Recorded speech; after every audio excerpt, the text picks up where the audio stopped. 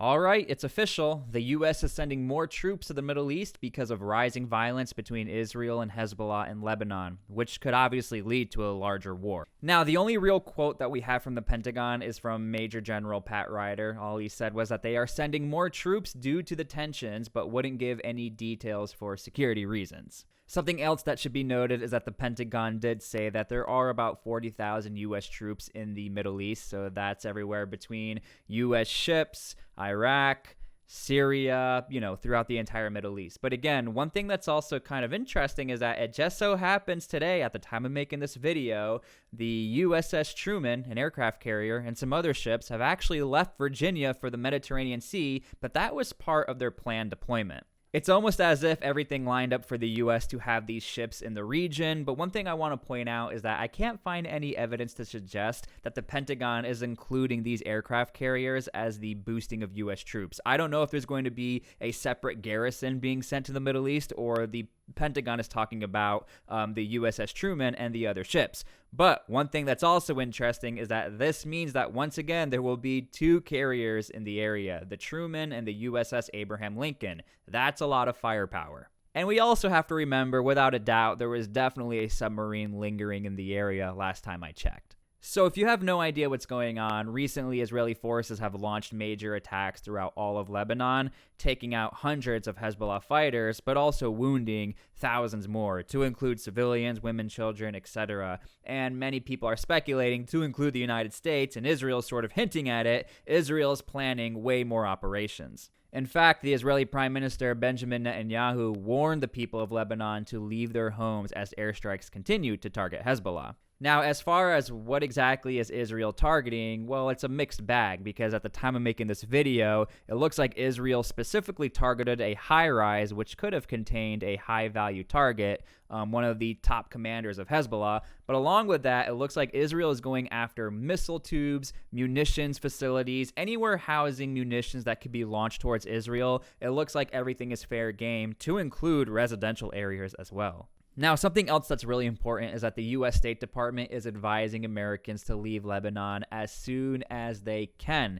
In fact, the State Department officially has Lebanon on a do not travel status, but also get the heck out of Lebanon status. Now, if you are a U.S. citizen and you know somebody in Lebanon, make sure you let them know that, look, the U.S. State Department is predicting something bad is going to happen. It's very rare that the U.S. will give somebody a level 4 status without enough evidence to note that things are going really bad. So the big question is this: what exactly can we expect? Well, the main speculation is that Israel will most likely go into some sort of ground campaign, and because of this, Iran will give the green light for all of its militia forces to pretty much start launching attacks towards Israel, or start funneling troops through Syria into Lebanon to fight Israel directly. Now, one thing that I do find interesting is are we forgetting that right now there is a campaign and war down in Gaza? But nope, it looks like all the focus right now is up in Lebanon. To include, leadership of Lebanon in the UN is actually requesting the U.S., look, can you ask Israel to please stand down, because things are getting a little too hectic right now in Lebanon. I think a big question everyone else has is, what exactly does Iran have to say about this? And one thing that is definitely interesting is that Iran is keeping rather silent. However, they did put out a statement saying that this is all irreversible actions and there will be a lot of consequences towards Israel. But once again, it's almost like this is what Iran always says. This is in their script. So I think Israel is definitely expecting some sort of, or a potential for, retaliation from Iran. But this would mean that now Iran is backed up by 3 separate retaliations that they promised. So again, I have no idea where we are as far as what retaliation Iran is going to do. And I'm not even trying to be smart about it. I'm just being honest, because I've been tracking this war for a while now, and Iran keeps saying we're going to respond, but they keep saying they're going to respond to different instances. So again, I have no idea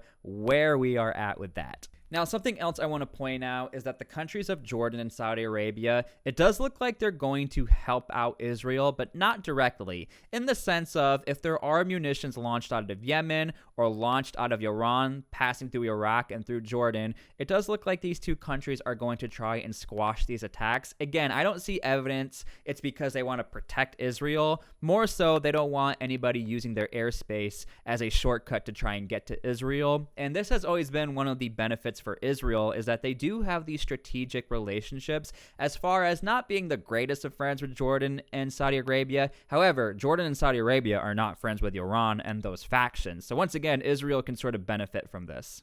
So that's pretty much what's going on right now in the Middle East and all the news we are getting as far as U.S. troops being sent to the Middle East. Now, this is no indication that U.S. troops are going to be engaged in active ground combat or anything like that. The most I can see happening is that most likely there will be more engagements down in Yemen as far as the U.S. Navy trying to squash any sort of attacks out of Yemen. We could also potentially see some anti-air defenses being used out of Iraq. If Iran does decide to launch something towards Israel, which they have done in the past, and also you can expect some upticks in Syria. These are mainly where the hotspots are as far as any sort of U.S. engagement. Again, I don't see anything beyond that. The worst case scenario, in my opinion, is that U.S. Marines will be utilized with their groups to go in and try and save Americans if it does get really bad and Americans are being targeted in Lebanon. And there's also one other country or territory for some of you that is really important to all of this, and that is the country of Cyprus, especially for Canadian and British citizens.